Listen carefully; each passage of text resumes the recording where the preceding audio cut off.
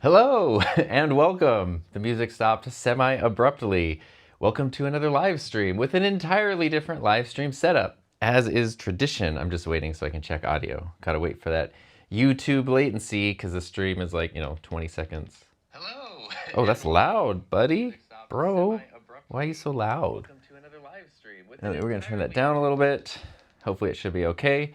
Because of course I can't just do the same setup. I set up something, it works, it's reliable, it's great, awesome. We will use something entirely different every time, and that's what we're doing today, which I'm actually quite excited about. So I appreciate everyone being here. Let me just double check my level. Because of course I can't just do the same setup. Man, this mic has some gain going. All right, I think we're good. If you need me to boost level up or down, just let me know, and that'll probably be the easiest way to do that. Appreciate everyone being here. We had Parker Jennings and Ryukin and Matt in the Tesla. We've got Exotic Wagers finally catching a live. We've got In Plain Sight, AU. Good day. It's early, super early over there. Bruno in Germany, what's up? Super nice to have everyone here. We are just chatting. I didn't know what to make the title, so I just said chat. Figured we could have some fun.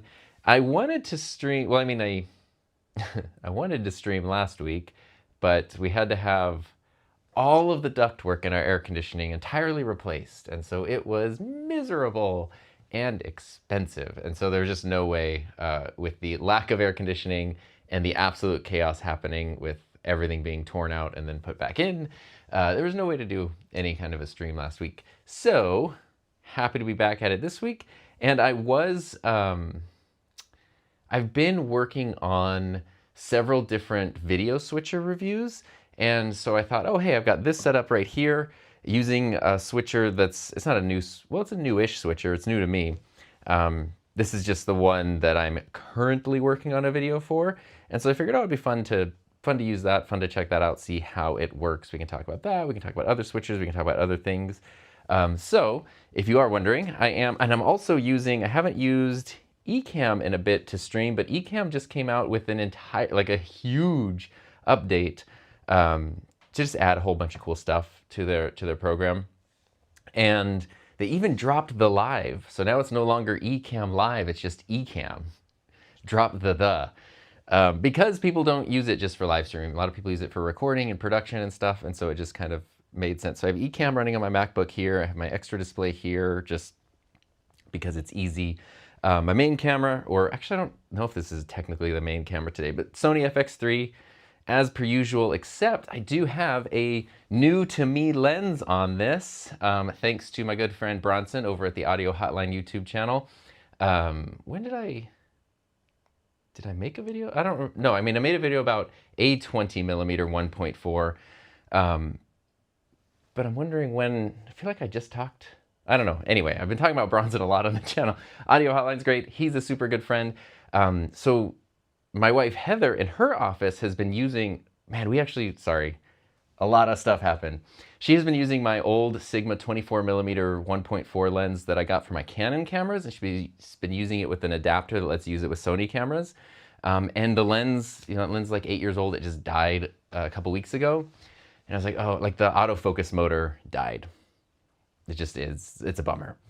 I was like, dang. So I was kind of looking, that lens works really, really good in her setup. And so I was just gonna go to mpb.com and get a used one for her. And then I was telling Bronson about it. I was like, oh man, this is a bummer. And he's like, oh, I have that lens and I don't use it. Do you just want me to send it to you? And I felt super guilty. I was like, no. I don't need your lens or whatever. I ended up trading him a YOLO cam for it. But so he did send it, gave it to Heather. And then when a couple months back, Bronson and I did a live stream together and we did a video together here because he had the Sony 20mm 1.4 lens, which was amazing. And I did a whole video about how 20mm looks, a super wide angle, wide aperture lens is pretty cool to have. And so I was like, that is very much on my must buy list. But then things like replacing AC ducts happens and you can't do that.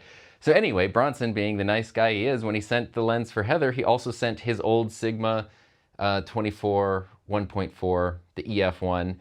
And he's like, look, I have the Sony one. I literally will never use this lens. I was going to sell it. I'd rather you just have it. So that's this lens right here. I have my own 20 millimeter 1.4.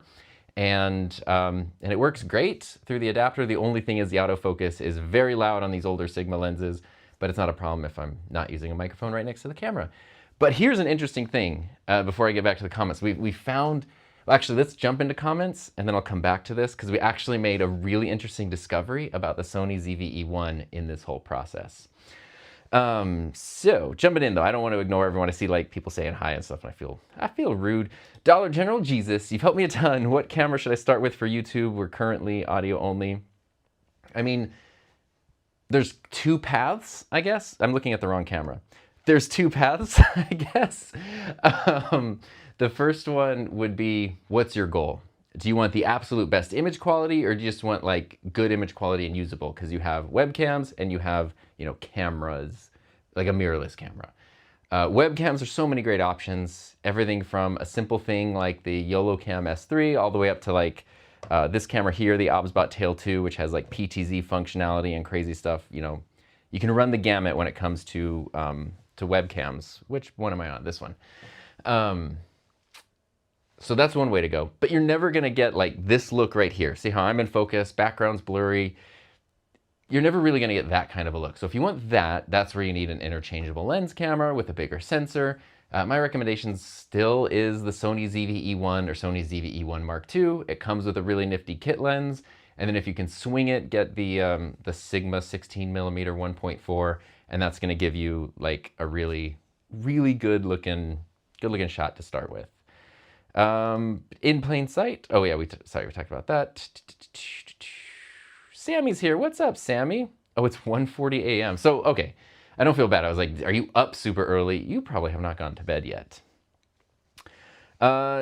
James, what's up, James? Ductwork is no fun. No. I was gonna make an inappropriate joke that rhymes with duct, but man, it can get ducked, let me tell you.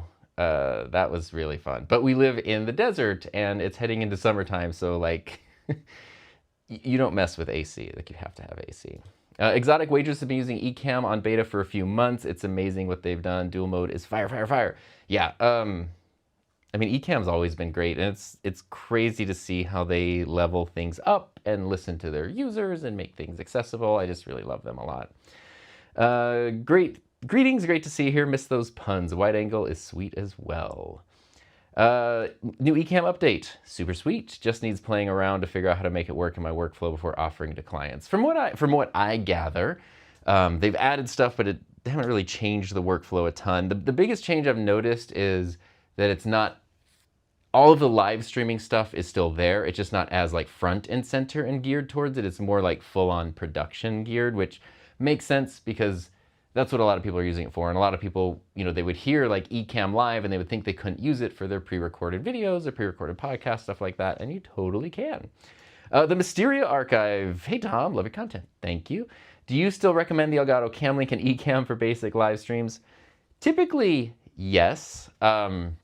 I have my Cam Link over there. A lot of times I'll use it if I just want simple 4K. Because if you just want to get an HDMI camera in 4K, into a live stream, it's still like honestly the best way to do it.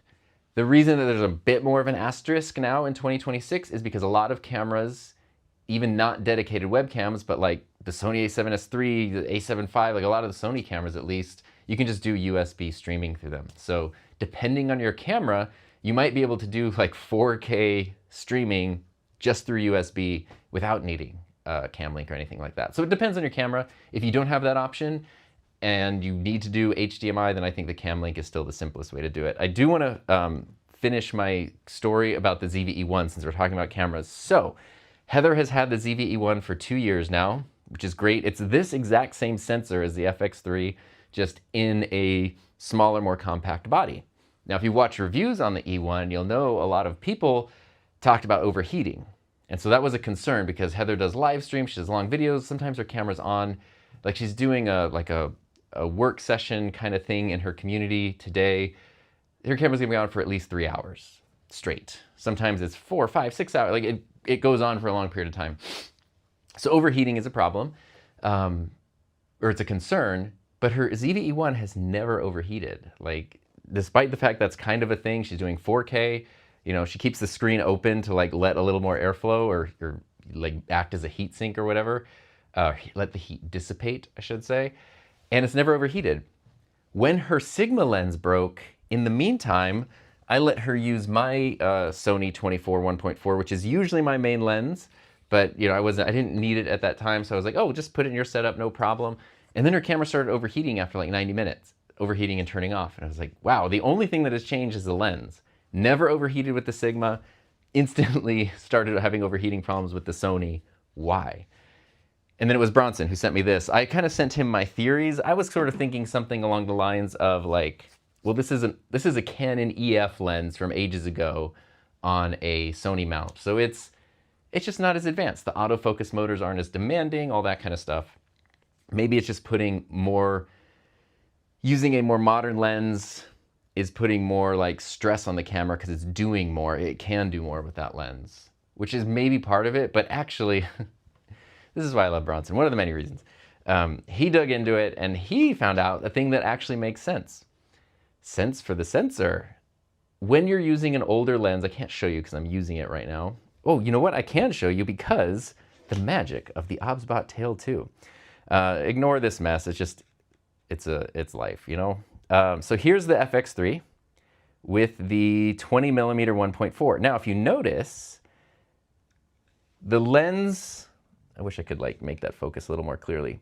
The lens is not mounted directly to the camera. There is an adapter. That's what this thing is right here. So this is the lens.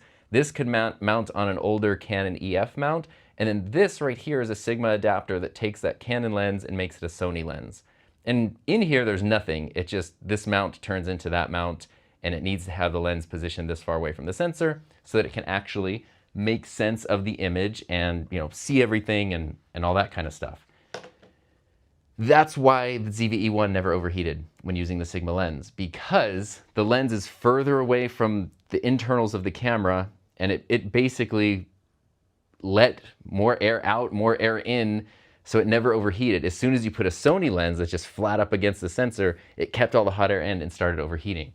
So all that to say, if you have a Sony camera that is overheating, you might be able to get around that by using an adapted EF lens. I would say the Sigma adapter only does video autofocus with Sigma lenses, so get an old Sigma lens, put the Sigma MC11 adapter on it, pop it on your Sony camera, and it won't overheat anymore. Crazy, right? That was just like a really fun discovery. Sammy's loving the new setup. I mean, this is just, this is a setup. The only setup that's ever vaguely consistent is the desk over here. And I say vaguely still though, because the mic changes all the time. So even that's not 100% consistent. But I've been working through some video switchers, which I'd like to talk to you about. I've had several video switchers that I want to make videos on. Video switcher videos are really hard to make because you need this. You need multiple cameras. Otherwise, you're like, in theory, you could switch between 4 cameras, but like you kind of need to see it. So you have to set up multiple cameras. Usually you need to play with audio. You need to figure out recording. You need to figure out different workflows. You need to figure out, you know, does it connect with a computer? Does it do PTZ? Does it have keying? Does it do graphics and scenes? Like, video switchers are very complicated, much more so than like, you know, the original Ecamm, which had some features, but largely was just like camera 1, 2, 3, or 4. Camera 1, 2, 3, or 4. Like, that's kind of it. So it's like they're almost overwhelming to make, but I've been wanting to make, I have like several switchers that I want to make videos on. And so I was like, you know what I'm going to do is I'll just set up a multicam setup and essentially then just switch out the switcher, right? Like I recorded a video earlier this week on the OC Go Stream Duet 8, which is a different looking switcher than this. And I had a slightly different setup because that one also has XLR inputs, which is really cool. So I had like a whole XLR mic thing going. And then it's like, okay, I made that video. I can now take that switcher out, put in a different switcher. I can make a video on this, take this out, put it in a different switcher. And that way I can use this same setup for, 3 or 4 different videos. And it just makes things a lot more manageable and then lets me kind of get through those videos I've been wanting to make, but just sort of like, oh my gosh, how am I going to find the time to do that? So anyway, that's why I have the setup here, and the switcher that I'm using now is just the one that is here, but I do really like this one. This is the Cinetrek Touch S. And so it is, as you can kind of see, the highlight feature here is it has a giant 10-inch screen, which is pretty cool. So it is all touch screen, and then of course you have physical buttons, and that's sort of a cool thing. You're not choosing like only touchscreen or only physical buttons. You have the option for both, which is really, really cool. You got PTZ control. You have this right here. This is a flipped horizontal and vertical thing because my overhead camera, the way it's positioned normally, I think I could show you if I remember how to do that. Go here and then turn that off. This is what the overhead camera normally looks like.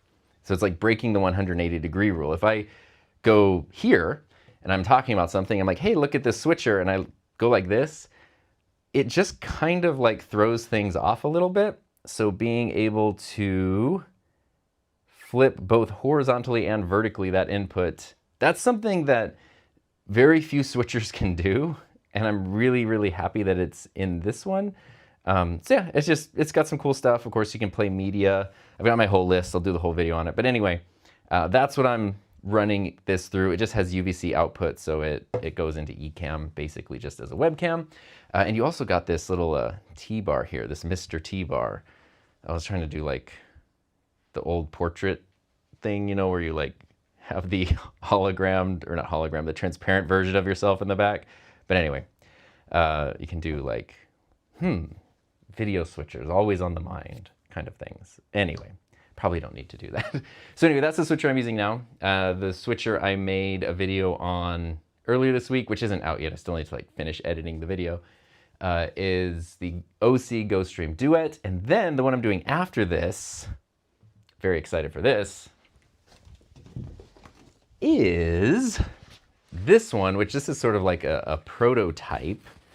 And I posted about this a little bit. This is a switcher called, the name is sort of funny because it literally sounds controversial, but it's not, the Pixelgate. This, first off, looks like a piece of DJ equipment. It has mechanical keys, which I think is going to be a love it or hate it kind of a thing. So instead of the like soft touch, you know, like I can push these, you can't hear it. It's a little different there. But what this also has, if we go over here, it does have a detachable display. So you kind of pop it in like that, and then there is your switcher, which is pretty sweet. It's a different form factor. I really like it. You've got all kinds of different options. It has all these different presets for specific types of events and stuff. But here's the kicker and why I'm super excited about it. This is a legit 4K switcher. So up until now, the YOLOBox Extreme has really been the only viable 4K switcher. That switcher has 8 HDMI inputs, 5 of which can go up to 4K 30. This one just has 5 inputs and they're 4K 30. So it tells me that technologically 5 inputs of 4K is sort of the limit at the moment. But this has that, and it is actually, it can take 4, like the switcher I'm using today, the Touch S is a 1080 switcher, which is why the stream is in 1080. It can take 4K inputs. I can't zoom in anymore with this camera, but you can see here my Sony cameras are sending 4K signals into the switcher, and it's handling them and changing them over to 1080 with no problems. But it's outputting, it can only output up to 1080-60. This can do 4K 30, not 4K 60. So that's, and I think, I'm not 100% sure, I don't know what the price is. I think they're launching a Kickstarter, or they did launch a Kickstarter soon. Upwards of around the $2,000-ish mark, I think, is where it's gonna probably land. And that's, you know, very similar to the YOLOBox Extreme. Difference with that is that the YOLOBox Extreme does have more, like, you can build scenes and you can add graphics, and you know, it has the whole YOLOBox ecosystem, which is like very developed and mature at this point, versus kind of more traditional switcher stuff. Although the touch screen is like really, really, I don't know. That's a really fun one. I'm excited for that video. So that's gonna be the one that I do after I do the video on this. Anyway, tangents are things. Oh wait, we talked about Ecamm, talked about basic live streaming is the new setup. That's where we got there. Hey Michael, thank you for watching every single one, even if it's an audio video one or a 3D printing one or something else one day. You never know. Are you planning on reviewing the Elgato Wave XLR Pro? I applied for early access. I'm not, but not for any specific reason. Just it seems cool. Like I don't know. It seems cool, but I don't have like a specific. There's not like a specific thing that's drawing me towards it for my specific like setups or interests. Although I have gotten a lot of questions about it, so there we go. Hey Paul, what's up? Passionate Pragmatist says, got a Mac Mini and I'm now entering the macOS world after a lifetime on Windows. You seem to be doing the opposite. How are you managing cross-platform life, sharing files, editing across devices, etc.? Yeah, I'm not switching from any, but I just live in both worlds now, which I really like. So here's my Windows PC over here and then my MacBook Pro over here. And they're both great. And I actually really, really love being able to do both.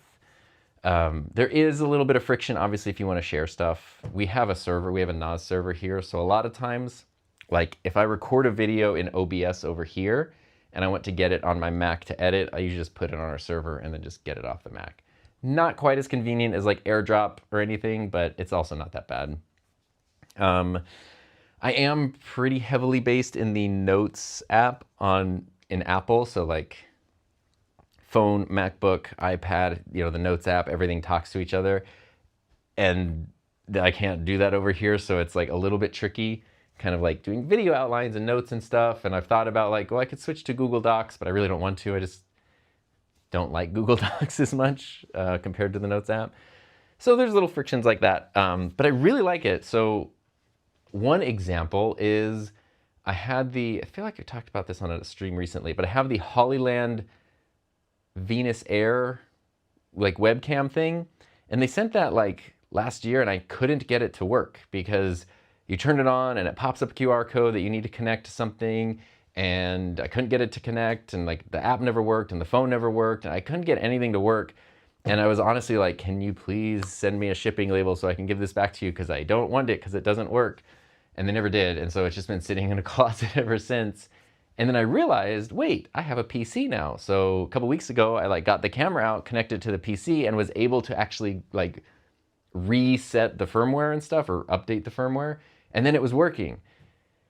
For some reason, it just wasn't doing it on the Mac, it wasn't doing it on the phone, and I was doing it on the PC. So that's kind of a really cool thing to be able to do, is like sometimes there's stuff that like you only works on PC or only works on Mac, and it's kind of cool to do both. It's also been super fun just to figure out workflows. Like when I'm streaming on a Mac, like right now, I'm using Ecamm because I love Ecamm. If I had it on the PC, I would use it, but it's Mac only. So when I'm on the PC, I use OBS, which has been really fun to like kind of rediscover. Even though I prefer Ecamm, OBS is pretty amazing. So then figuring out things like live chat overlays and kind of like how to recreate what I do in Ecamm in OBS has actually been super fun, just interesting. And I feel like it's also helpful because then when I make videos or people ask questions, I feel like I have better answers instead of just being like, I don't know. I don't use a Windows computer, so I can't tell you. It's nice to just feel like I have more info and more experience. So I've been really, really liking both a lot. Cirilla, what's up? What is the camera setup? Yeah, we did talk about it. It is my Sony FX3. Maybe I didn't even finish talking about it. I think I got distracted by the lens. Sony FX3 with a 20mm f1.4 lens, and then the Sony a7S III with a 50mm 1.8 lens. This is the cheapest lens that Sony makes, and I think it's fantastic. This is the Sony ZV-1F, like the little point and shoot camera. And then this is the Obsbot Tail 2 PTZ camera. So I can show you all the other cameras. So let's take a little tour. Here's the FX3. Maybe I should have done this like before. Here's the FX3 with that 20mm lens. Yay. we sort of talked about that. Let's go over here. Way back here, you can see the A7S III kind of with the 50mm. Yay. And then up here is, where is it? There's the, hi, that's me. There's the ZV-1F mounted overhead, and then the image is flipped so I can do the nice top-down shot. Unfortunately, well, a thing I actually do like about this camera is it has just a simple little prime lens. It doesn't zoom, which actually makes it a really fast, super compact, cool camera. But this is as far as I can zoom in here. So I'd love to be able, like, this camera, the Tail 2, like you can kind of see, it zooms in really far on stuff and I can zoom out really far. So if you need to like have it zoom in on a display and show what's happening, you can do that pretty easily. I don't really have a way to show, here, I'll just, I'll do a little selfie cam for this one. This is what this camera looks like. It's the Tail 2. We're getting real advanced over here. And boom, nope, boom, there we go. Rob Kennedy, my new Osmo Pocket 3, let's go. Yes, you should have so much fun with that thing. That is just a fantastic camera. We live stream anywhere from 5 to 9 hours, run the A7S III, never had any issues. Yeah, and that's the thing with the FX3 and the A7S III. These cameras don't have overheating issues. The FX3 specifically, same with the FX2 and the FX30, have built-in fans, so they won't overheat because of that. But even the A7S III, which does not have a built-in fan, has the exact same sensor as the FX3. And it's a 12 megapixel sensor. And when this camera was released 6 years ago now, people were like, 12 megapixels in 2020? That's crazy. And the reason for that, the reason they did that is because that is kind of the perfect resolution for 4K video. And so you're not, when you do something like the A7 IV here that has a much higher resolution sensor, is it technically a 7K sensor? It's a very high resolution sensor that's then being downsampled to 4K. It's actually like, the sensor has higher resolution than 4K and it needs to be downsampled. That is a lot of processing power on the camera. That processing power generates a lot of heat. When you don't need to do that, when you essentially have a 1-to-1 pixel ratio, the cameras don't overheat as much, or ever in the case of this. I've never had this camera overheat, never had the FX3 overheat. They're really, really solid cameras. Gator McCluskey rules. Can you talk about your office workspace, multiple computers, what do you do where, and your clip-on mic? Yeah, happy to share that. I haven't done a studio tour video in a while, and I think it's probably worth it. So yeah, this is a, what is it, 12 foot by 12 foot room. So 4 meters by 4 meters if you're not in the US and you use like a measuring system that makes sense. That's what that is. And basically it has just evolved. It has always been like my office workspace, even pre-YouTube. But back in the day, I used to have this desk on this wall so that I could sit here and look at like a cool art wall. And then it became a YouTube background. And now I always face this way, which is significantly less interesting because it is, it looks messier on camera than it is, but it's just like my storage situation. Ignore that drawer of like cables and things. Yeah, so that's basically it. I've got my wall of guitars over here and basses, which is really, really fun. I have a lot of pretty much everything, like these little cabinets here with my Coke Zero that I'm going to take a sip out of. These are all on wheels. This desk right here that I'm using is on wheels, so it's easy to like right now I'm standing, but I can also lower it down. It just has a crank. It's not one of the fancy ones. But I didn't want an electric one because I didn't want to have a cable connected to it. I wanted to be able to move it around pretty freely. So right now for the videos I'm working on, this is here. I put it here for a lot of videos. I do also then have, if we go down here, I've got another rolling desk here. This desk is really the only one that's not on wheels, and it's kind of permanently here, and that has my PC and my monitors and my Rodecaster Duo. And then I do have my Canon EOS R here for video. This cart is also on wheels, although it's so big and heavy, it never really goes anywhere. And this has like my camera lenses and my microphones, and well, the microphones that aren't mounted on the wall are in here. And I organize it all with 3D printing and stuff, which is really, really fun. And I think those are kind of the main bits. The mic that I'm using today is the Rode Wireless Micro, and that is actually just going, go back to the OBSBot here, because I love the PTZ camera because I can show things much more easily. There we go. I decided, since I'm using, oh man, the camera's filming itself. Oh my gosh. See, I feel like I'm on the Artemis mission trying to like capture things remotely. But I'm a visual person, dang it. I need to like show things rather than just tell you what I'm using. This is the Rode Wireless Micro. They came out with some cool colors of them recently, so obviously I have the blue one because how could I not? And I'm just using USB. This has 3.5 millimeter inputs, and I can also use the audio from any of the HDMI sources. So I could use like my boom mic off the FX3 or connect a mic over there or just run something in here, but just USB into Ecamm is kind of the easiest, sort of the easiest way to do it, and that's what I decided to do. So I think that's the main thing. If there's more specifics of the setup that you'd like to know more about, happy to talk about that too. Let's see. Notice some reasons stream with Ecamm gives you a better quality than OBS. It doesn't. I love Ecamm. It's not doing any magic in terms of quality. It's we're using, you know, Sony 4K cameras versus a Canon 1080 camera, and that's the difference in quality. Yeah, so it's almost deceiving a bit. What I should do next time I stream on the PC is put one of my Sony cameras over there, and then you wouldn't be able to tell the difference. I love Ecamm a lot. It does a lot of things. It looks great, but it would be a misnomer to say that OBS doesn't look as good when you stream, because it's the same. I'm just using a different camera over there. Let's talk about 3D printing. Planning on placing the P2S on my apartment porch for ventilation and noise control. Is that outdoors, or is that like protected from the weather and stuff? I'd be curious. Crumb Travel, K-Crumb Travel, first live, what's up? Love your studio, so colorful without doing too much. Some could argue it's doing too much. But yeah, I don't know. It's what I like about it, and the reason I wanted everything on wheels. There's nothing wrong with building a set, and set design is really fun, and it's such a cool thing.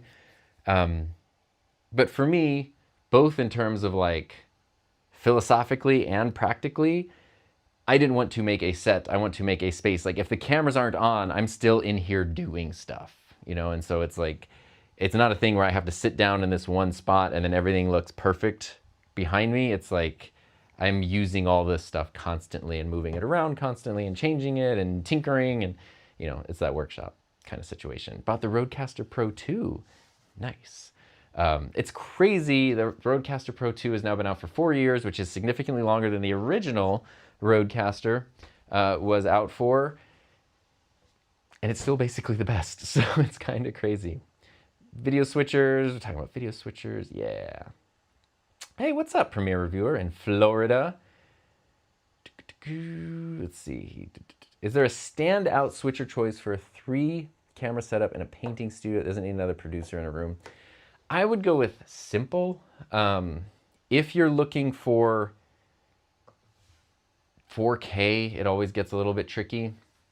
But if you're fine with 1080, you know, something simple, even just like an Ecamm. I mean, where's my Ecamm? Actually, here's a couple of options. So the Ecamm is kind of the one that kicked off the mobile switcher thing, and what's nice about it is simple. You got these 4 buttons for 4 inputs. You can just have this on a desk, on a thing, whatever, and just push the buttons to switch. You probably need a computer or whatever to see something. The benefit to something like this or a YOLO box is you have a built-in display. You don't need to connect another screen to see what you're switching, and that's like a surprisingly big benefit in a lot of cases. The other thing, the Ulanzi DDO2, like this is not going to have anything fancy. This is basically just a switcher and has some nifty audio controls. But what this switcher can do, it can come apart. So the base of the switcher that has the fan and all the ports and things, this can actually be like mounted to a wall, left on a desk, mounted under a desk, and then you just use a single USB cable to get to the controller portion and you can switch there. So if you don't want this kind of a situation, this is something that happens with video switchers, is you end up with a lot of different cables. Those can get in the way, they can be messy, they can pull on things. This, you could have basically all of these cables here, and then just one cable. This goes, you know, on your desk and you push the buttons or whatever. The only reason I'm semi-hesitant to recommend this, I have a video on it. It's great. It's also hilarious because these look like it looks like a face, and that's really funny to me.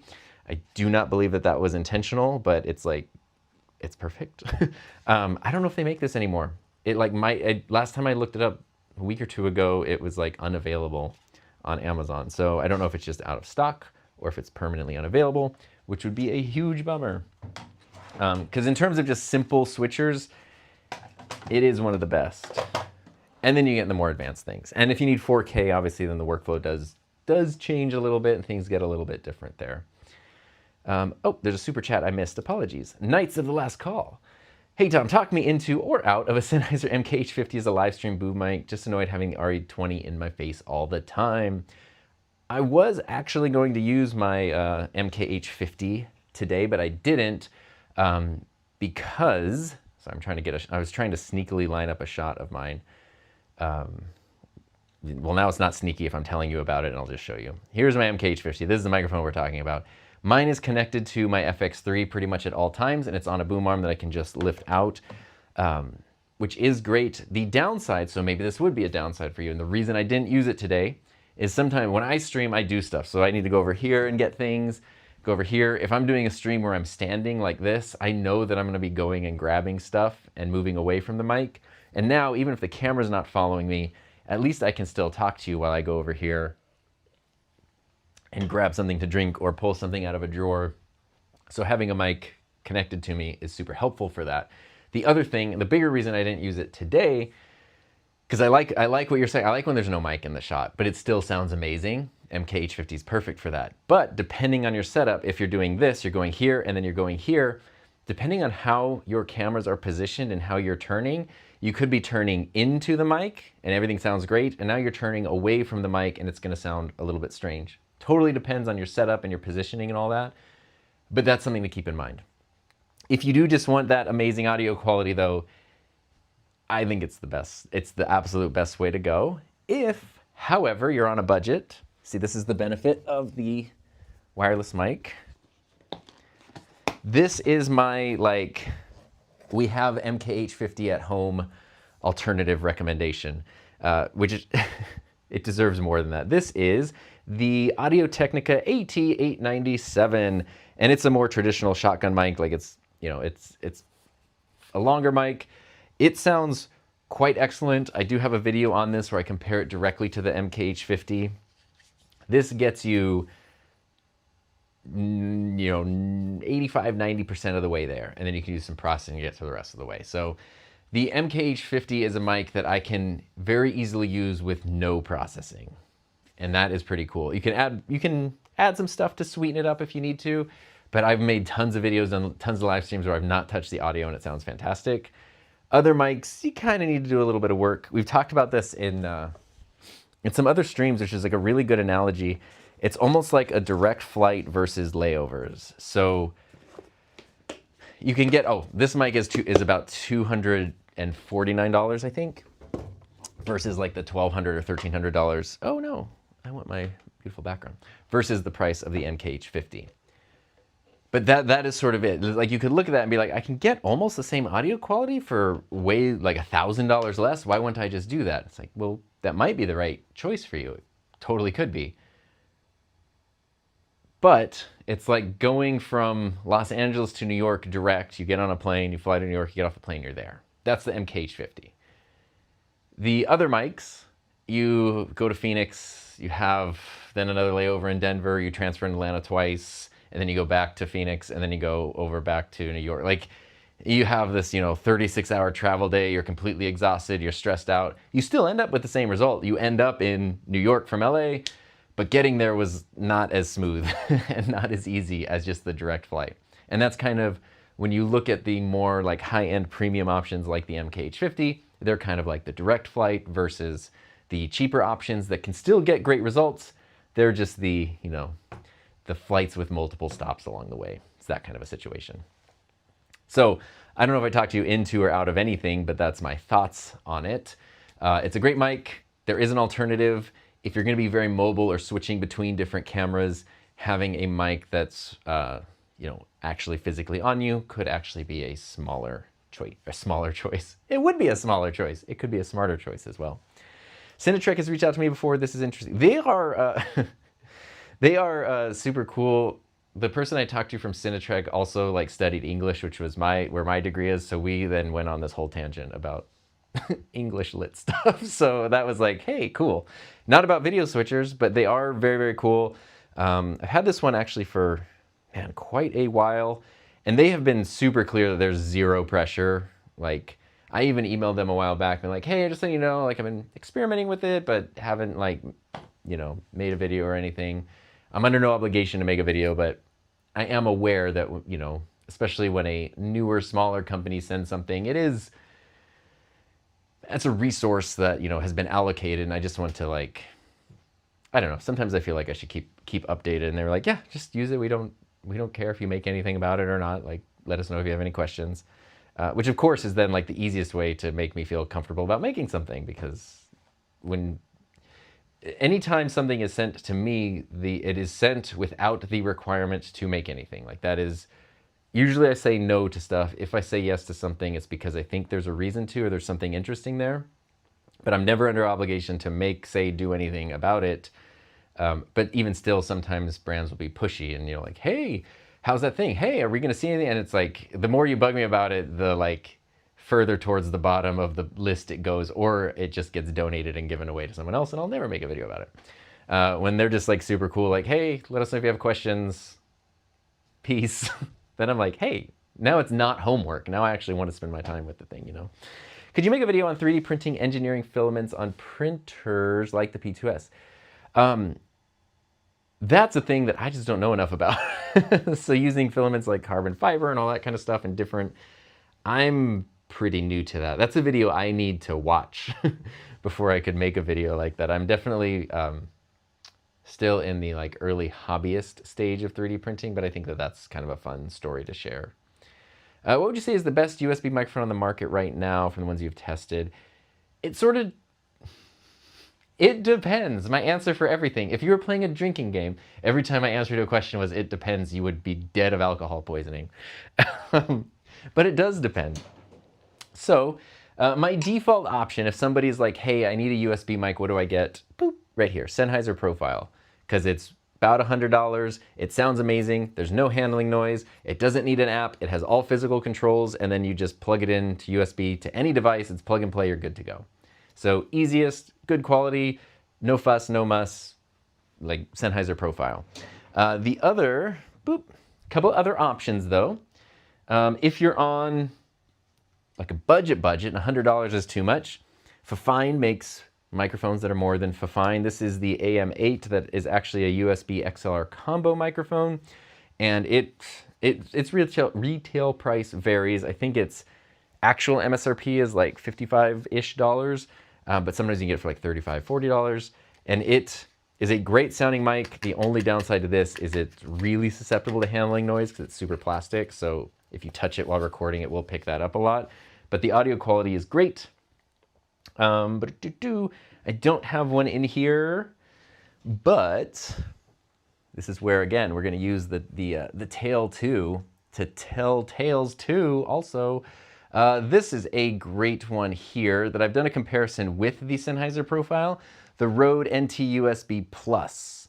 This is overall, I would say, the best sounding USB microphone, but the downside to it is it's lacking some physical controls. So you don't have like a physical gain control.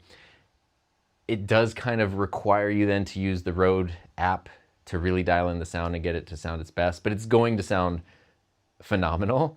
But some people just don't like doing that. They don't like connecting to an app. They don't like dealing with that sort of thing. That's why I like the Profile. You can give that to anyone. They plug it in, they're going to sound better. It's like a modern version of what the Yeti used to be, like the microphone everyone could get and sound better than the built-in microphone. And then there are other combo mics like the Shure MV7 Plus, which is, USB XLR combo that's higher end than like the Fifine mic is, and almost in a way of like a USB XLR SM7B, kind of. The MV7 and MV7 Plus, that seems to have become like one of the most popular mics in the world. If you see like anytime there's like broadcasters from home on TV, like whether it's sports, news, whatever, but you see people like from their home setups, it's like every time, like 9 out of 10 times they're using an MV7 or an MV7 Plus. It's crazy. What's the MSRP on that switcher? Oh, I got my notes right here. The MSRP on this one is $799. It does look similar to the FeelWorld L4. So in terms of physical design, it's kind of reminiscent of the FeelWorld L4, which has an MSRP of $539, so that's a little bit cheaper. But I'll talk about this in the video. The FeelWorld L4 is really more like a switcher. So you plug in your cameras, you have a big screen, you switch between them, kind of that's it. Currently, I think there's some firmware updates or maybe new switchers on the way. This one is a little more in-depth in terms of like how you can manipulate what you're doing. It has onboard recording. It has a lot of network stuff. You can bring in NDI. You can stream directly from it. All that kind of stuff that the FeelWorld can't do. But if you like this form factor and all you need to do is switch between cameras, it could be worth checking out the FeelWorld L4. If you want some of the more advanced features, then the Cinetrek Touch S is pretty sweet. It's very hard to use a device that has a built-in display and then go back to using one that doesn't. Like, it really is the way to go, for sure. Ryukin's been thinking about buying colorful XLR cables, especially the blue color. Yes, for sure. I think we're talking about this in Discord, but the Rode cables are just great. They're the perfect cross section of like price, reliability, style, because you could get black audio cables, but you can also get every color. Like these are Rode cables, these colorful ones here. And I love that Rode goes bright, saturated, not sad, desaturated. It's just not, yeah, it's just not it. It's pronounced Jim. What's up, Jim? It's nice to see you. Let's see here. About that 4K video switch you just showed, demonstrated. Yeah, I need to do a whole video on that because that thing is pretty cool. Kim is here. What's up? It's nice to see you.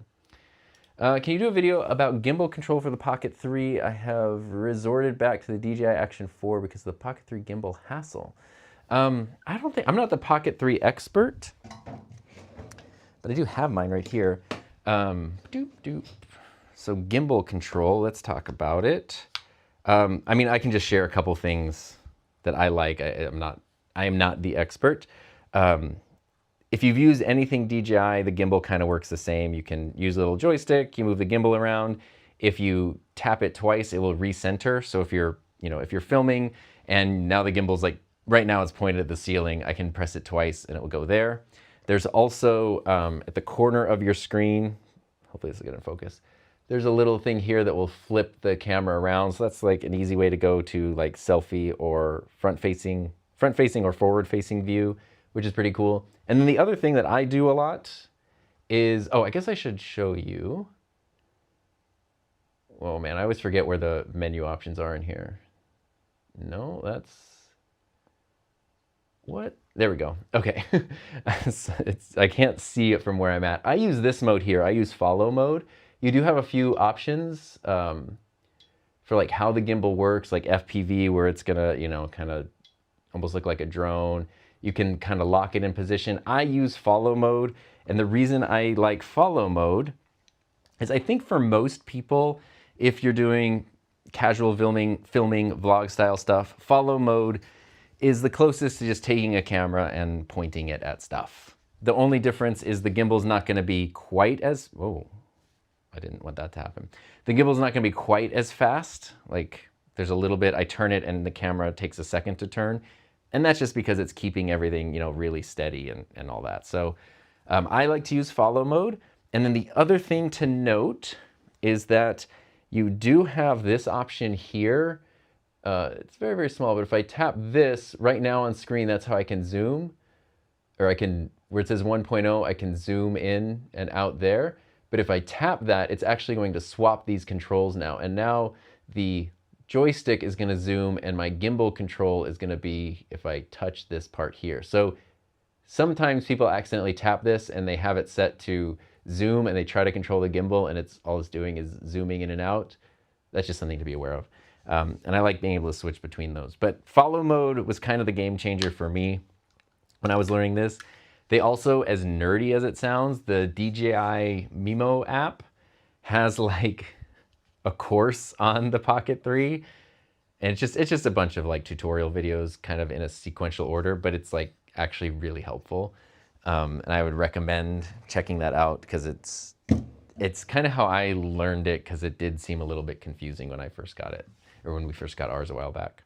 Sam A, do you miss Canon cameras? I mean, I still have my EOS R, thankfully. The thing I miss about Canon cameras, every time I use an EOS R, or like here's my my 6D Mark II, the Canon like body design, ergonomics, they are still, I mean, I haven't used, I guess this is a 9-year-old, almost 10-year-old camera. And the EOS R is now 8 years old, which is crazy. I feel like this is still the case though, from what I've seen with newer Canon cameras. They're kind of just the best when it comes to like ergonomics and the feel of using the camera. Sony cameras are really fun and are great. And if you know, there's things like the FX3 versus the more traditional mirrorless cameras. I love them all. But there's something that doesn't feel quite the same if you took someone, let's put it this way, if you took someone who was unfamiliar with cameras and blindfolded them and handed them a Canon camera and they kind of felt it, and then you handed them a Sony camera and they felt it, and you just asked them which of these feel better, I'm pretty confident that they would say the Canon felt better, even if they knew nothing else about cameras. That's obviously not talking about specs, performance, all that stuff, but I do miss Canon ergonomics. Premiere Reviewer got the FX30. Speaking of camera form factors, that's a very different form factor, and I love it. And then Canon kind of copied that one on their, what was it? I don't know. I can't remember their product name, but the newer-ish camera that's basically the FX3 that came out. C50? Is that it? You should get into green screen and virtual production. I actually, at least currently, you never know where things go. I actually have never really been into that because I like physical things. So there we go. Still trying to think about, oh yeah, I did used to have my drums in here. It's crazy, that was like such a thing. That is crazy because the drums, that's my shoulder, what's up? We're gonna go back to the pre-position. For the first 4 years of the YouTube channel, my whole drum set was here, and it came out, I think the bass drum was here in the middle, and it was the whole thing here, and I would have to like climb over, and I could sit on the drum stool back here and play the drums. Those have been in early 2022, so it's been a while. I injured my foot and I couldn't play the drums for like 6 months, so they were just like in the way. I love the way they looked in the background, and they were so cool for B-roll, for like blurring out, you know, cool shapes and lights and reflections and stuff. But geez, it was such a thing in the way, and so since I couldn't play those for a while, I moved them out into a different space. And then when my foot was better and I could play again, I was like, I don't want to give up. This wide angle lens can be deceiving. I think this space might look a little bit bigger than it does in person through this lens. And I just didn't want to give up. It's been so nice. And then putting everything on wheels so I can like move things around. The thing we didn't talk about earlier when we were talking about the studio space too is over here, kind of behind the camera, there's a window back here. I don't know if I can effectively show you, but I have 3 backdrop rolls. So there's blue, pink, yellow, just ones that I like for different colored backgrounds. And then I do have a sound blanket, like one of those soundproof producer's choice blankets, covering the window to hopefully, I don't know how well it works, hopefully block out some sound. But this space is really cool as a backdrop. And that's why this is also on wheels, so I can move this in or out. It can be, you know, floor to ceiling or whatever. So I tried to, when I took the drums out of here, I tried to pack in as much versatility as I could into a relatively small space. And I'm actually very, very happy with it. And I have been very happy with it. can you recommend a monitor, something I can see what my audience sees when I'm live? There's so many options. If you, I mean, I have a Feel World monitor on my FX3 that's not on right now, but it's a pretty big one, and it's super bright, and I like that. I think it's a 10-inch. It's about the same size. Maybe it's 10 or 11 inches. And that's nice because when I'm far away from my camera, I can still see that everything's in focus. So usually when I'm recording and internally to the camera, I have that monitor on so I can check it out. I have some smaller monitors. I have, what are they? The Lilliput little like camera monitor things. I don't know if I can actually give you a like a solid shot, but you can see one here. I have 2 of these. They're just small little monitors. They're like, I don't know, 150, 200 bucks. And they work well. They take HDMI inputs. And then I also have like, I have a video about these monitors. This is an espresso display. This is a little fancier. But also have, you can get these for like 50 or 60 bucks on Amazon, just like these 15-inch portable displays. A lot of them have mini HDMI inputs, and they can work too. They're not like gonna be super color accurate or anything, but it's like, they're small monitors that you can then see what's happening, and they work out really well. So just sort of, it depends. If you need color accuracy, what size you need, what kind of inputs you're doing. But usually you can go to Amazon or somewhere like B&H and just type in like HDMI monitor, and you're gonna get, you know, everything. If you just need a monitor to just see what things look like, something like these little portable ones are great. The more camera specific ones, like the Feel World one I have and the Lilliput one, they can then do like focus peaking and cinematic de-squeeze and all this kind of stuff. But if you just need a monitor or something like that, even honestly, with the way prices are, just a cheap TV, you can go to Walmart and get like a 32-inch LED TV for like 80 bucks. And sometimes that's the way to go. I did that when I was teaching. I ordered, I think they were 32 inches. They might have been 40-inch TVs. I think they were 32. I ordered like 7 of them. And because they weren't even very expensive. And so anytime I was doing workshops or we were setting up kind of studios or sets, it was just so easy to just have monitors put wherever, throughout, anywhere. And they're just cheap TVs. They didn't need to be super color accurate. They didn't need anything other than to just show a signal. And they worked super well for that. Like, that was really fun. And they're lightweight and they're cheap, and I don't know, TV might be the way to go. TV might be the way to go. Love to see the setup. Cool. I know I'm a bit behind in the chat, but sometimes I get chatty when I answer the questions. Love all the wall fixture doohickeys. Yes, I have PVC pipes over the wall so I can mount stuff. Hey, that's smart. If you go into like TV studios, movie studios, they have grids on the ceiling. Like I have a Varipole here, a floor to ceiling Varipole that has a bunch of stuff mounted to it, which you've seen when I've cut away to some other shots like this one. Everything here is mounted to a pole that is just running from floor to ceiling. So I have like lights and an overhead camera and monitors and anything else. But a lot of times what people will do is, or what studios will do is in their ceilings, they have that, and then you can move your lights around. Everything's off the floor. It's cool. It's very, very cool. Using PVC to do that's very, very smart. Where do you get your colored cables from? They're Rode. Actually, pretty much all the color cables I use, HDMI and XLR, are Rode. They make really good cables that are not crazy expensive. And the shirt is from this little mom and pop shop called Amazon.com. You might need to save up. It was $12.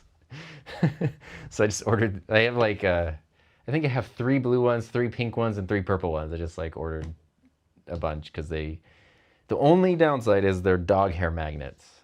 So it's like, if I'm filming something and I don't have hair on me and then I go and like just pet a dog for a second, it's like, yeah.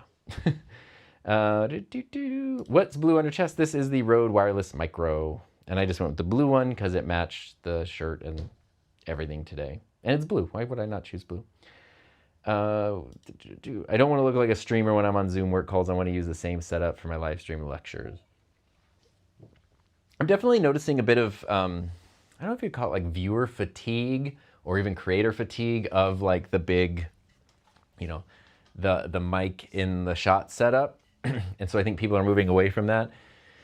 That's always going to give you the best sound because you have a nice mic that's just right near the sound source. So if sound quality is #1 priority, that is the way to go. But it is in the shot. It can also then, like, I know for me, it's hard sometimes because I talk with my hands so much, as you might have noticed. And so having a mic arm right here, I bump it and I move it and I just like can't help. I'm always like fidgeting with it. So it is nice. Like I have this here and I don't have to think about it other than trying not to like hit it or something. Your space is amazing. One of the best on YouTube. Thank you very much. I appreciate that. That means a lot. Where do you source your, oh, well, we're talking about the shirts, the Amazon, yeah. It's weird though, I don't, what are these called? Are these called raglan shirts, baseball tees? They like, the same shirts are like, they switch brands a lot. So if I go back after a year and try to order more, they're usually not available and I kind of have to search more. Yeah, but they're nice. They pop on camera. I like that quite a bit. Love and watch all your videos. What is the size and brand of a portable monitor?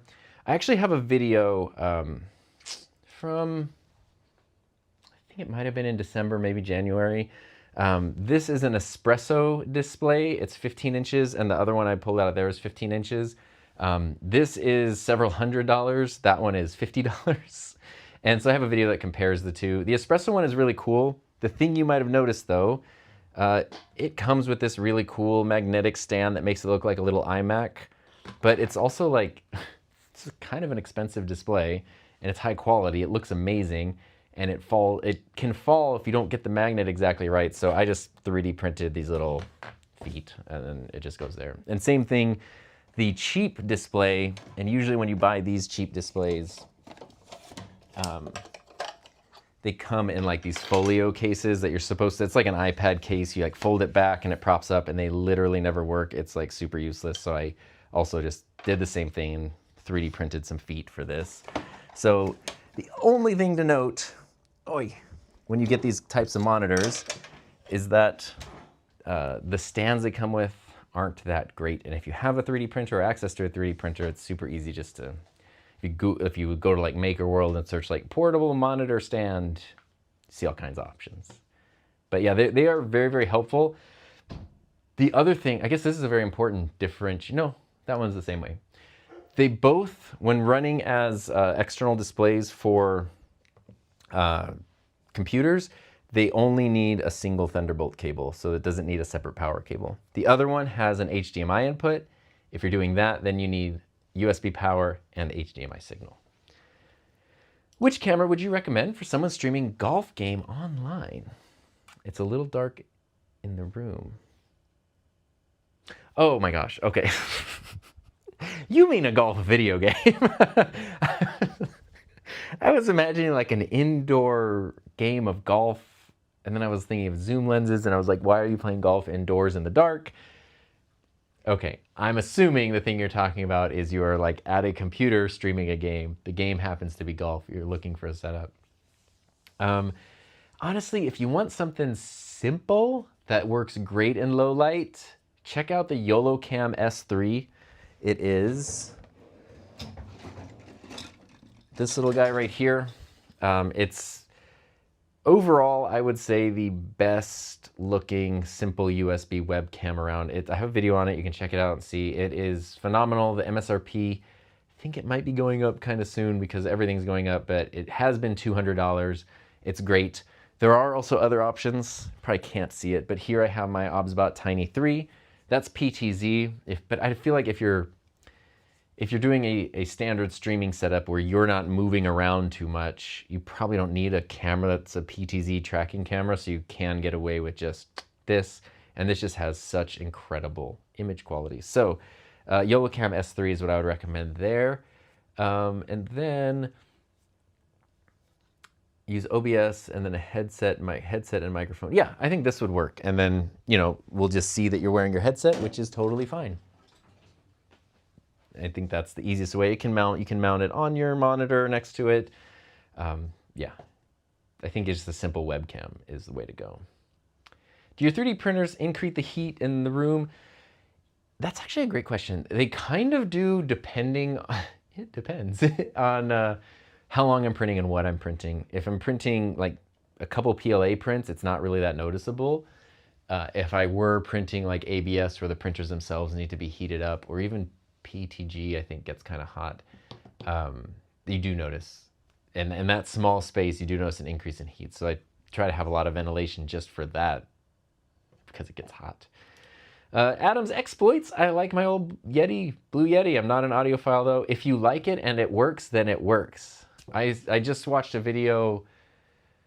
I'm trying to think of what, I don't remember what the video even was, sadly, but it was on, you know, a 1 million+ subscriber channel. The video was made yesterday, or sorry, I watched it yesterday. The video is from this week, and the guy on the 1 million+ subscriber channel in 2026 was using a Blue Yeti, and it was fine. So, yeah, if it works, it works. Once you learn gimbal control, the picture and video on the Pocket 3, yes, absolutely amazing.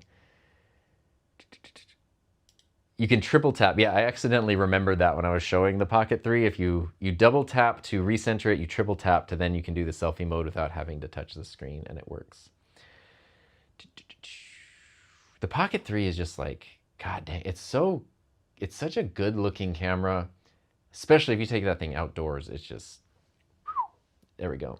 David says, I feel Sony delivers a more clinical look and feel where Canon looks and feels more natural. I think clinical, that's funny, actually crazy.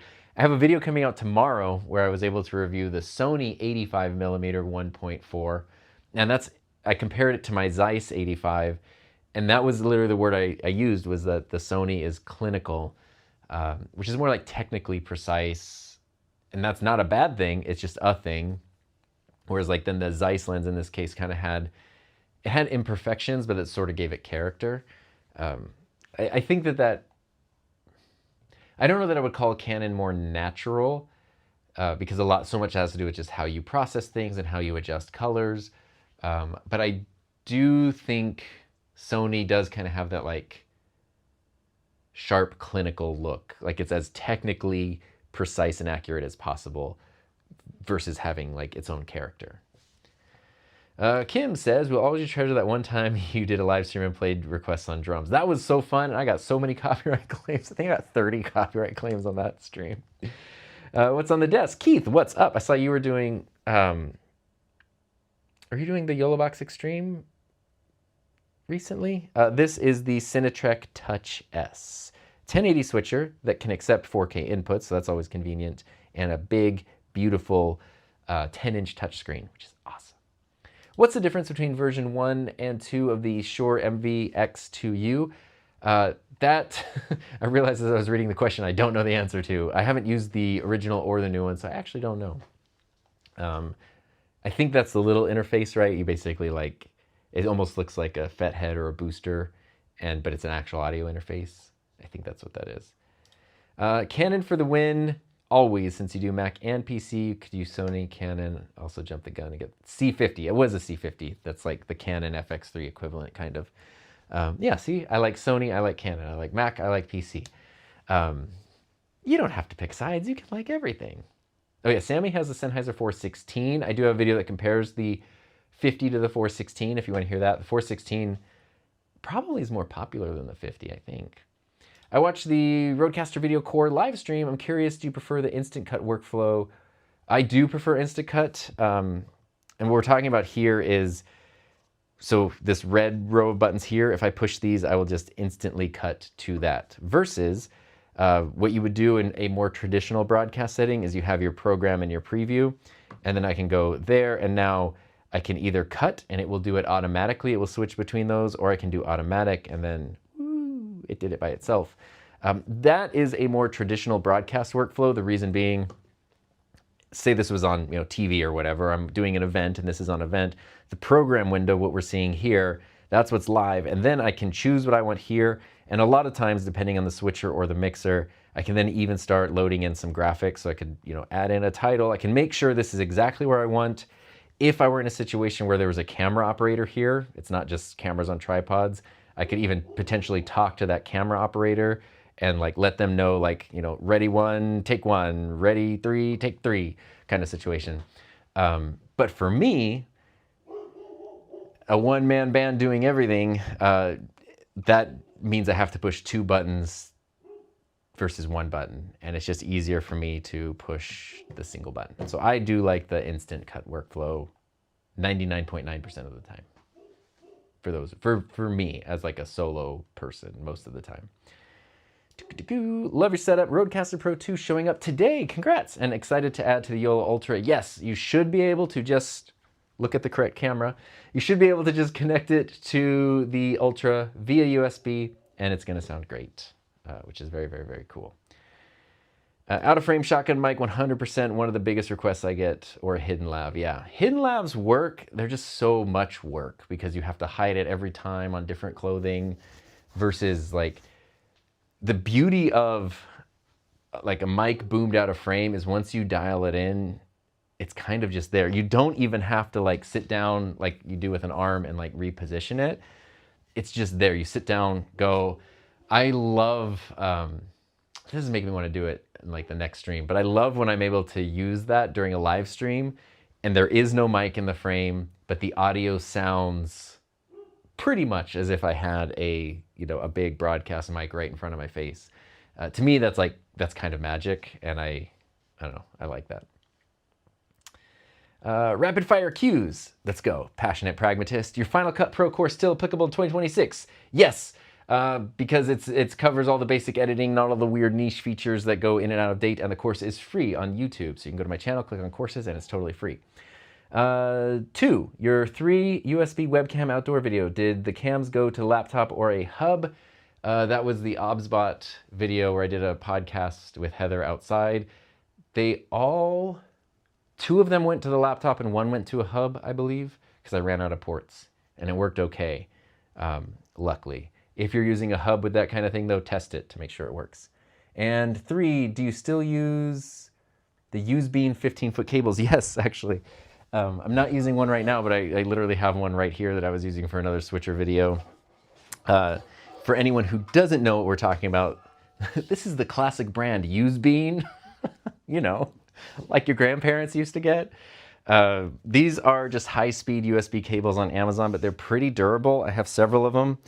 They come in like 10, 15, I think they even have 20-foot options, but they're 20 gigabytes per second, gigabits, 20 Gbps. I always forget if it's gigabit or gigabyte. They're super high speed, so I like them for streaming because you can like do a long run of a USB camera far away. And my main use case why I got these was actually for the Elgato prompter, because sometimes I'd have like my computer over here, boop, I need to connect the prompter to it, but I'd want the prompter to be like on the camera over here. And so this is, using a high-speed cable like this was enough to power and send data to the Elgato prompter, no matter where it is. So that's, I have many, many of those, and they're not crazy expensive either. So I still do use the Usebeam. Simply Andy, what's up? I don't know if you've heard of Post Haste. Maybe I have to learn about it post haste. Recently started using it. My workflow saves me so much time. I have no idea what it is.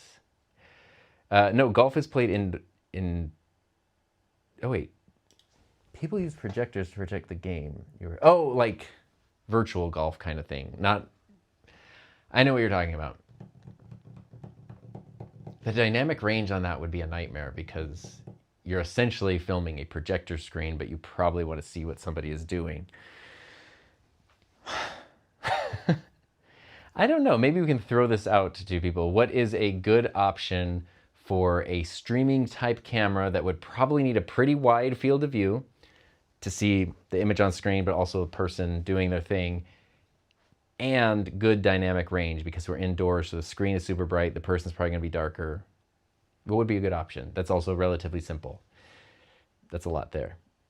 Love the plants. Are they real? They are not real. If you watched the stream last week, I was talking about trying to do some B-roll things heavily inspired by Korean dramas because they use a lot of bokeh, a lot of high key lighting, and a lot of plants with like lights shining through to create like cool bokeh effects. So I just got some fake plants. These are some fake Monstera plants. We have a real Monstera that sadly it doesn't look quite this healthy, but it's pretty good. It's about the same size. And I brought it in here to use in a thumbnail. And it was funny because it's like, as soon as I brought it in here, I've never had a plant in here.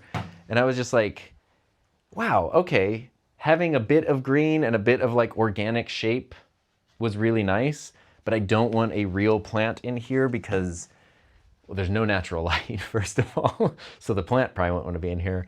But also then there's dirt, you could get gnats, then there's water, and sometimes the things, like all kinds of stuff that I don't want in here. So I just ordered some fake plants. Always, you know, I know it's like I'm talking about organic shapes and it's literally plastic, but we're talking about organic shapes, not actual organic materials. And I do like the vibe. Like I just kind of stuffed that one in the corner over there and I'm like, you know what, I like it. And then I have this light here,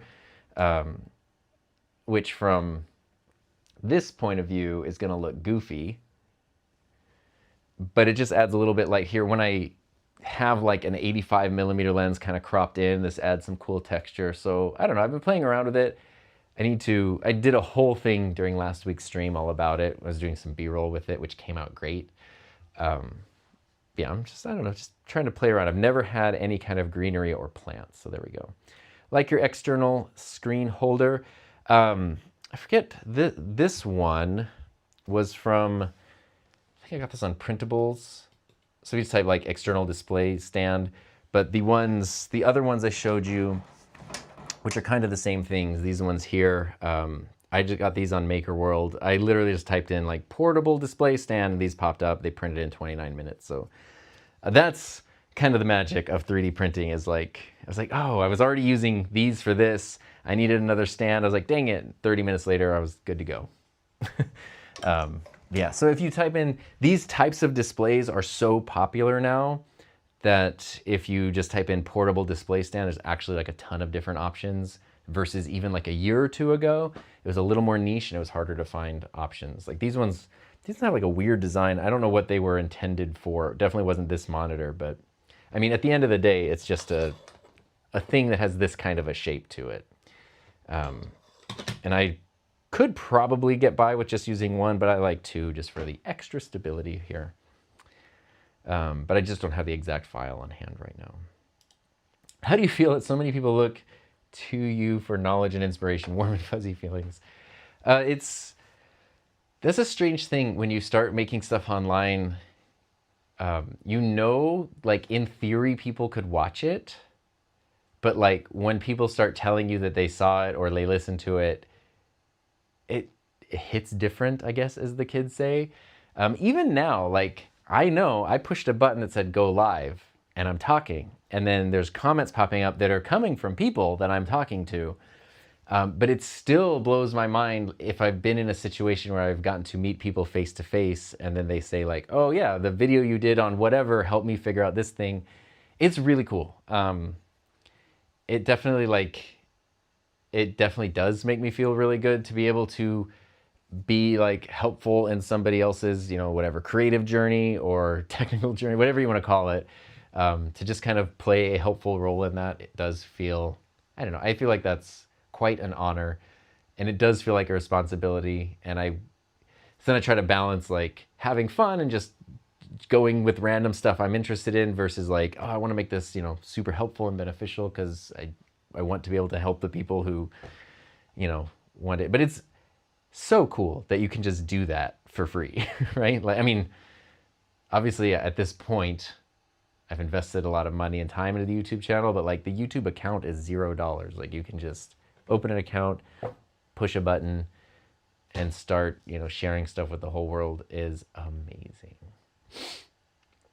It depends, merch. There we go. That's of all the things that would be the catchphrase, it's going to be it depends.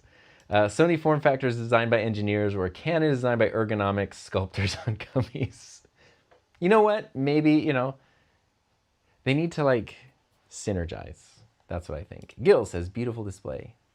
Thank you. The espresso is really nice, but yeah. Why don't you ever use a Bob Barker mic? I have gone. I actually have an eBay alert. I forget the exact model number. It's a Sony something or other. They don't make that one anymore, but I have eBay alerts for when they do pop up for sale, and I look at them, but it's the long... It basically, you know, if this, instead of being a pointer, what are they? They're about this long, was the microphone, and it's like a very, very tiny mic right here, and that's the Bob Barker microphone. I So your question of why don't you ever use one? I've been actively looking. It's hard to find. I want the actual one or the actual model, and it's hard to find ones that aren't insanely expensive that are also in working order because they're old and discontinued, and a lot of them are like hurting.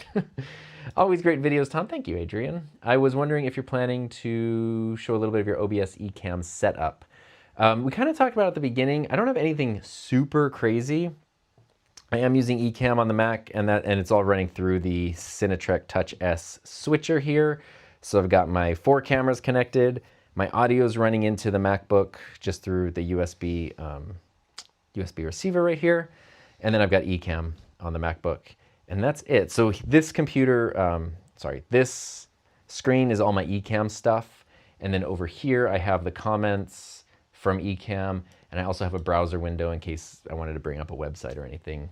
This is just the more traditional 16:9 aspect ratio, so it's easier to do than over here, which is a slightly, I don't know if it's 16:10 or something. That's a different aspect ratio on the Mac. But that's it. I don't want to call it simple because it's like not simple, but it is relatively simple because all of this stuff is just going into the computer through one USB. Ecamm is seeing this whole switcher as a webcam, basically. And that's it. Happy to go into more detail about any specifics, though, if there's something. Carson just received the Elgato XLR Mark II and am using an old Rode video mic. It's amazing. Yes, and the Ecamm S3.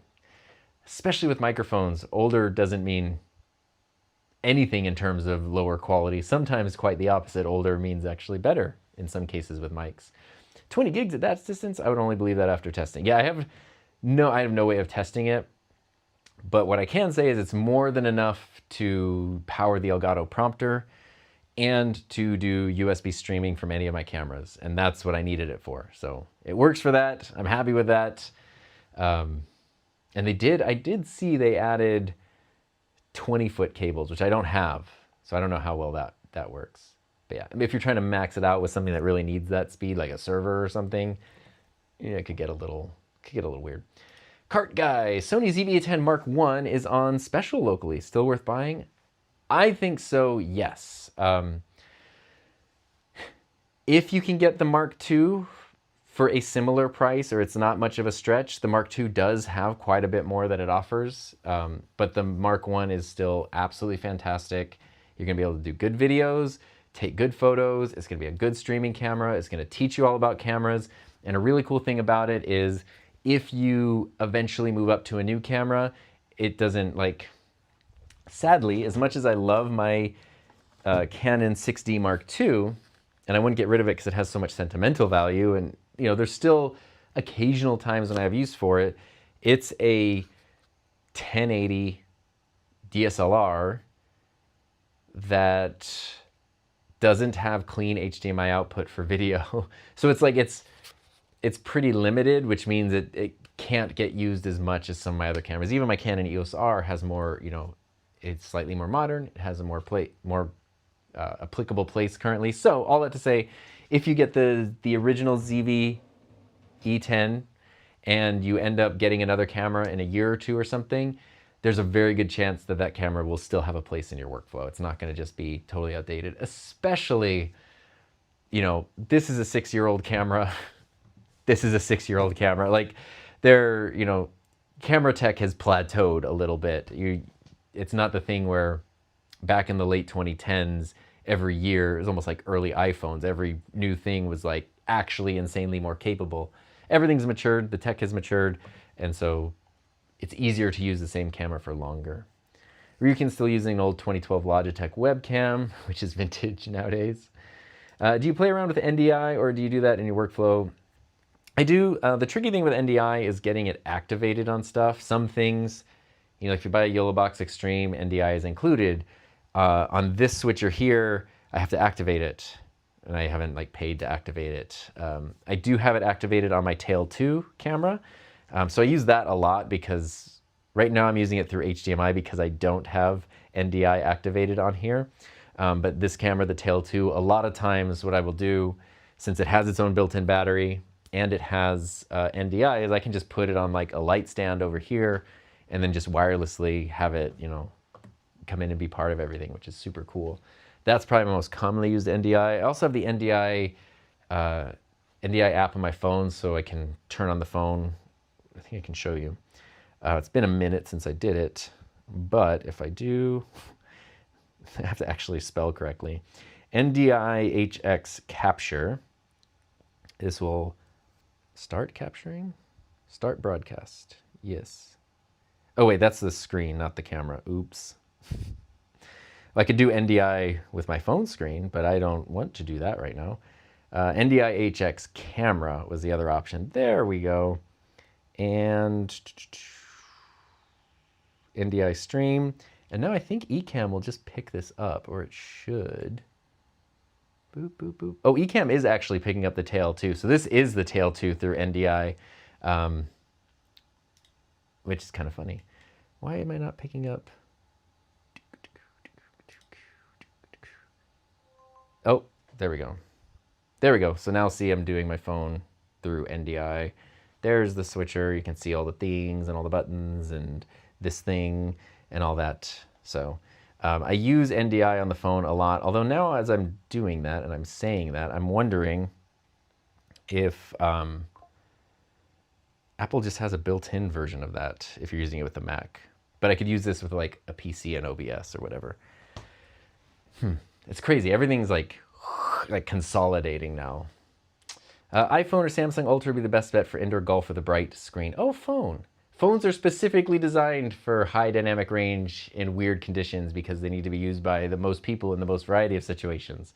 That actually makes sense. And so many phones have wide angle lenses now. A specific setup for a parent looking to get their kid into 3D printing. Say it with me. It depends on the age of the kid. And the budget, of course. If your kid is a little bit younger, I first off would just recommend Bamboo Lab because it's the simplest, probably the most reliable, the most plug and play. I've known lots of friends who their kids have Bamboo printers or have access to Bamboo printers. I know lots of schools that run Bamboo Lab printer kind of farms, classrooms. So I think that's the way to go. They have a series of printers called the A series printers. So you have the A1 and the A1 Mini. And those are kind of more traditional, not enclosed 3D printers. And they're relatively affordable. I think between $220 and $300 is the MSRP on those. And then you could bump up to the bigger, more enclosed ones like the P1S or the P2S, which would be good if the kid is a little bit older, or you just know like they're really serious about it. Then diving into one of the like the P1S or the P2S could be a good place to start. That's what I would recommend. Bamboo Lab, either the A series or the P series, depending on your budget and the age of the kid. Yeah.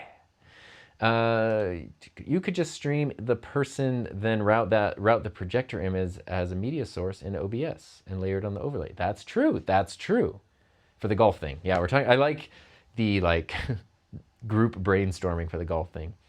Who is Tom Buck when not filming videos or doing live streams? I'm just an AI, so I don't exist. I just go back to the I can't even think of it. That'd be a terrible AI. I was gonna say, not pixels, binary universe? I don't know. Who is he? He's someone who really enjoys watching a lot of Korean dramas lately. How do you know we're not all bots? I don't. But if someone paid you, that would mean you would be bots. What's your most prized possession in that room? Oof, oof. Oh, God. Oof. That's hard. I mean, there's tons of artwork that means stuff. There's every guitar and bass has a story. Every mic has a story. Like, without this Rodecaster Pro, the original one, that's kind of what gave my channel direction. I mean, look at this. I got my my old iPod from 2005. The memories on this thing, that's pretty amazing. I've got this is harder to see because it's off camera, but this is a Fender Standard Telecaster that I got in August of 2002, so almost 24 years ago. It was $350, which at the time was a lot, but this was my I bought this with my first paycheck from my first paying job. I think my first paycheck was $351 and this was $349. I was 17.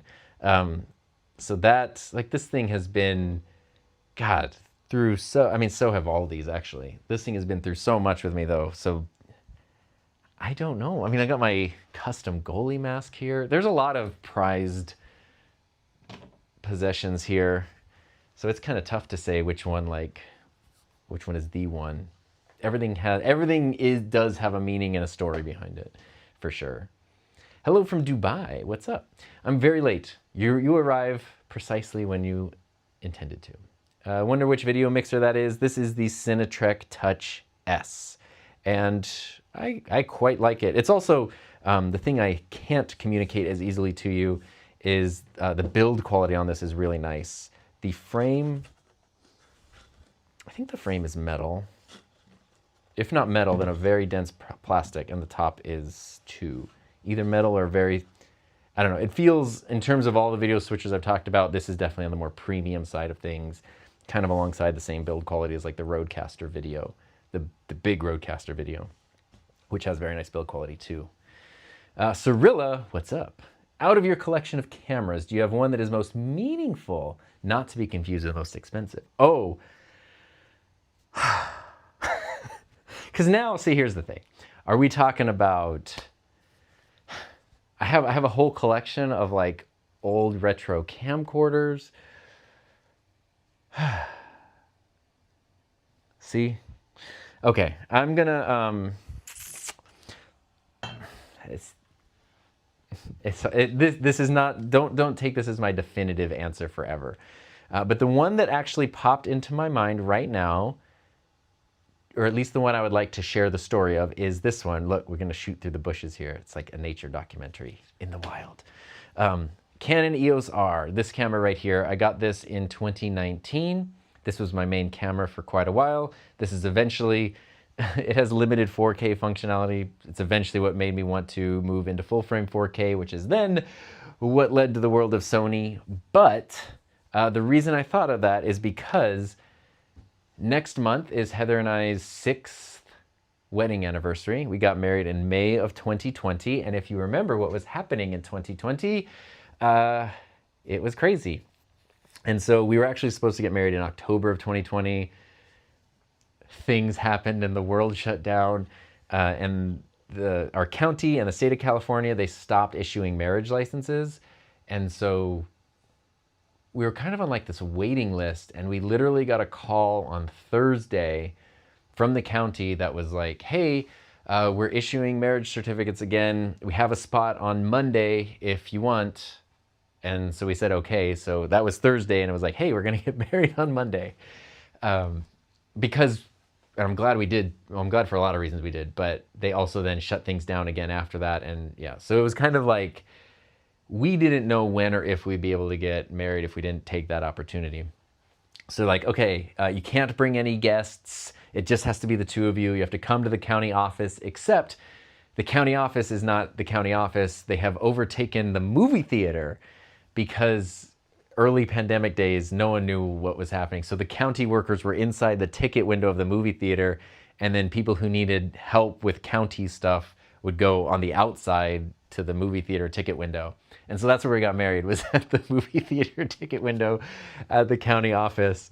And since we couldn't have anyone there, we recorded and streamed it. So we had a phone set up to stream it, and then the Canon EOS R was my camera. So that was also the camera that filmed the wedding. And that was super cool because it was really cool because that was May of 2020. My dad passed away in August of 2020, so just a few months later. So he wouldn't have made it to our October wedding date. And even in May of 2020, he didn't live locally. He wouldn't have been able to make the trip out. So like the fact that we had to live stream it, the fact I was able to use that camera, he got to like see it and be a part of it in a way that would have been really, really hard just a couple months later. So anyway, that's hugely sentimental. That's not a practical reason, but in terms of like cameras with stories, that's one that popped up. But as with basically literally everything in here. I could tell you some kind of story about it that's probably more interesting to me than you, but including what I think of as my new cameras, but they're 6 years old now. Like, I have all kinds of memories and things with these. They have been my primary coworkers for years, right? I've talked to them the most. The Men Up podcast. Love your platform. I'm starting a podcast and have two FX30s. Perfect podcasting cameras. Camera A in front of me with a Sony 24 1.4. Beautiful. Hey, you know what? Well, this is a 20 millimeter. Typically, my main shot has been the 24. But I kind of think this is just the Sony 50 millimeter 1.8 on my A7S III. Oh, wait, you're using this lens is going to be more zoomed in on the FX30 because it's a crop sensor. So this would be more equivalent of like 70 millimeters. But I would kind of consider looking into the 50 millimeter 1.8. I think the price has gone up in the past couple of years because that's the case with everything.